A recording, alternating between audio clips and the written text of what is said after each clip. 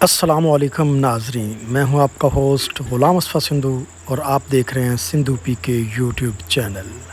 ناظرین، پاکستانی تاریخ میں سب سے خوبصورت اور سب سے بڑا دینی ادارہ دارالعلوم کبیر والا میں اس وقت موجود ہوں۔ ناظرین، یہاں پہ اس وقت ظہر ہوا چاہتا ہے اور دارالعلوم کبیر والا میں ایک خوبصورت مسجد جس کی علیحدہ ویڈیو آپ کو میرے چینل پہ دیکھنے کو ملے گی۔ اس وقت اذان کا وقت ہو رہا ہے، تو آئیے آپ کو سنواتے ہیں اذان ظہر اور لائیو مناظر جو اس وقت یہاں پہ عوام آ رہی ہے۔